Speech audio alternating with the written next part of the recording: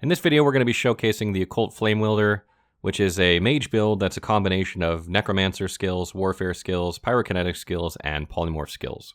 This build does 2 damage types, physical and fire, much like the Terramancer or Crystalline Cleric, that use necro skills to deal physical, and then use a different school of magic to deal that damage type.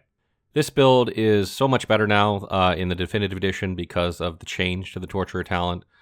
This allows you to essentially debuff enemies with Ignition on turn 1, increasing the overall damage of fire skills, which is extremely necessary because fire has no CC to speak of, so you really need to be able to kill things quickly in order to make that sort of build viable. This build was designed for a party. It's not Lone Wolf here, even though it looks like it, because I don't have the Lone Wolf talent, which you will see at the end of the video. But it's designed very much to fit inside a mixed damage party where you're going to be dealing multiple damage types of physical and different magic types. And so you're going to want to place it in that sort of group because, you know, it doesn't deal only fire or only physical, so it's not going to fit into an all physical or all magic damage party very well. So on turn 1, the very first thing I do is hit with Ignition, setting all the enemies burning, which gives them a minus 15% fire resistance, which is great.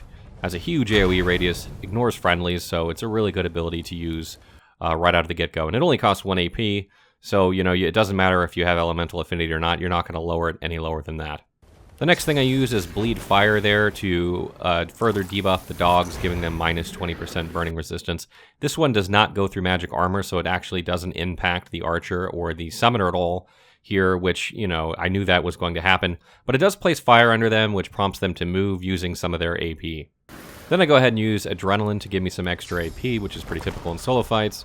And then I actually use Bull Rush. This does poison damage here because I have a poison 1, but ideally it would be fire damage. It matches the damage type of the weapon you're wielding and the scales with the attribute you're using, so in this case Intelligence, which actually makes it somewhat effective as a damage dealing ability.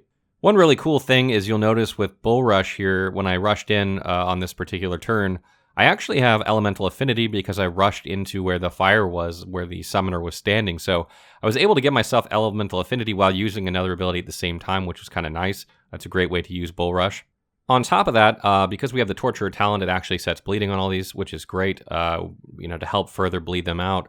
You know, anytime you're doing a fire-based damage or a poison-based damage build, you know, you're going to be doing damage over time, so the more damage you can inflict on the enemy on their turn and just chip away at them, the better. The last thing I use on my turn is Deflective Barrier to boost my physical armor because all these enemies deal physical damage, and to prevent the dogs from shooting me and to reflect some damage to the archer.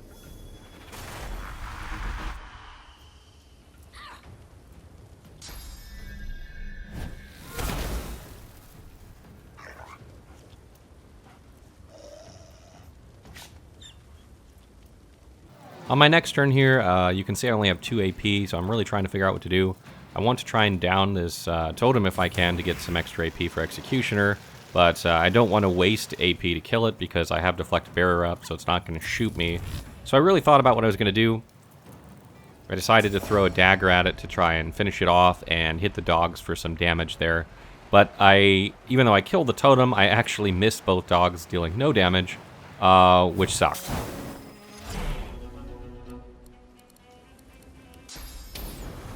So then, because I get the Executioner bonus, I go ahead and use Fireball, hitting the 3 guys on the right there, and then I go ahead and use Laser Ray on the dogs to get them almost dead.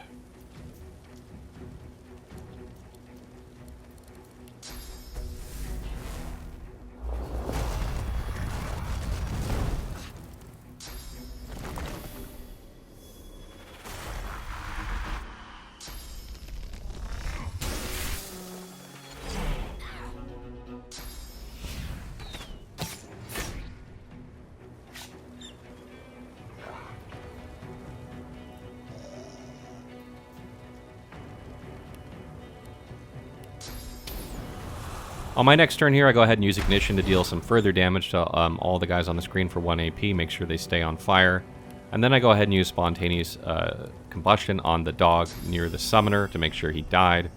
Get some Executioner AP from that, and I go ahead and hit the Ranger with Bouncing Shield here, because you'll notice the Ranger's armor is all gone from shooting me, so it doesn't really matter on the Ranger which damage type I use, which is great, because I can just throw anything into it I need to at this point.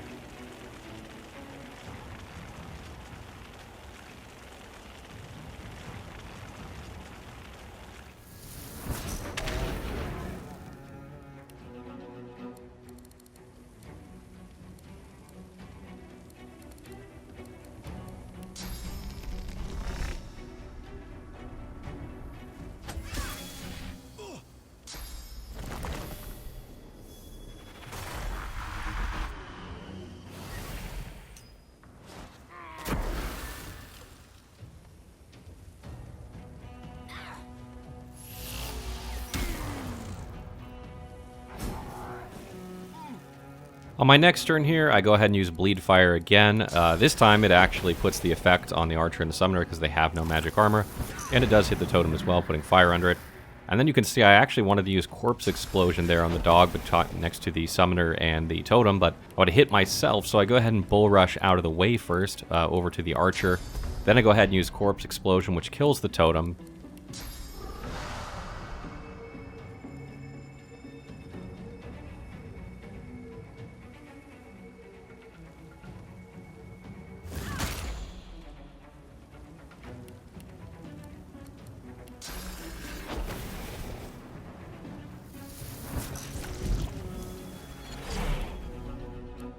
Then I go ahead and use Bone Cage and Dome of Protection in order to buff my armor.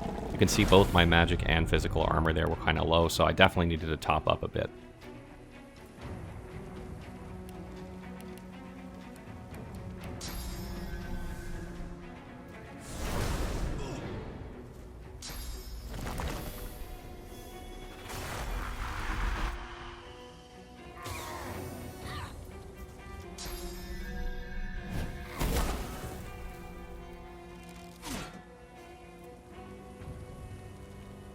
On my next turn, I use Blinding Radiance, which isn't something I have in my build, but I actually was just granted that skill from an armor I was wearing, so I go ahead and use that, kill the totem. Then I use Ignition to deal some more damage because it's cheap, make sure they stay burning. And then I go ahead and finish the Archer off with Bouncing Shield because he has no physical armor, which makes me able to do that. And then I go ahead and just chuck a bunch of Searing Daggers at the Summoner to try and take some more health off of him.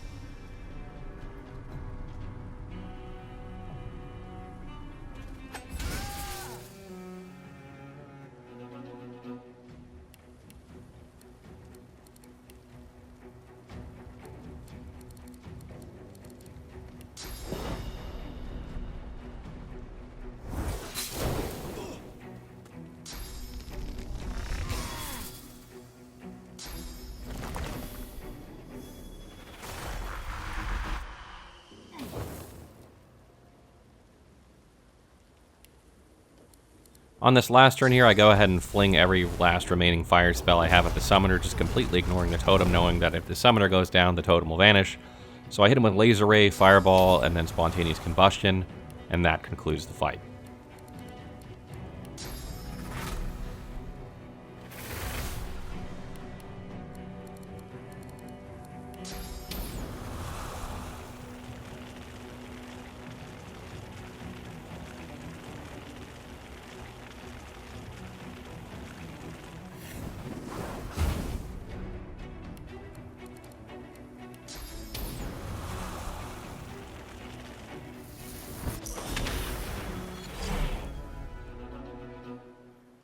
So that's the level 10 version of the Occult Flamewielder. You can see I didn't have any CC in this fight.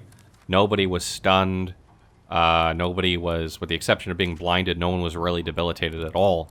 So I just managed to be able to survive by buffing my armor. Having Deflective Barrier helped, obviously. And just taking enemies out, putting fire everywhere, making it hard for them to move around. So they were constantly taking damage, and eventually they just got picked off one by one. This is a tough build to play, I think, if you're a new player, because CC is really important to the game, particularly when you're new or when you're just becoming proficient with the game's mechanics. Being able to prevent enemies from attacking is key in order to winning fights.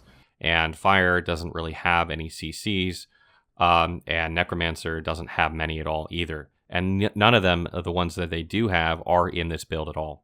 The primary focus of this build is to use fire damage when it's appropriate, or physical damage when it's more appropriate. You can see there's a slightly heavier focus on fire damage than physical, so take that into consideration. But the main concept is to fit it into a party where you're doing both damage types, and it sort of plays cleanup. You know what I'm saying?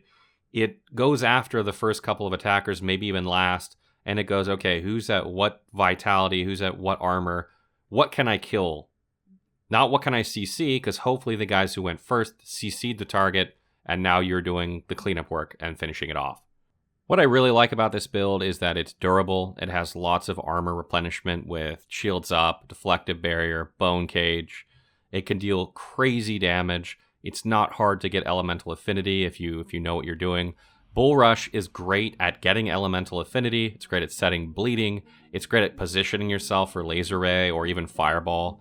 So it has a lot of options. You're not necessarily this mage that's sitting back flinging stuff all the time. Sometimes you're in the thick of it.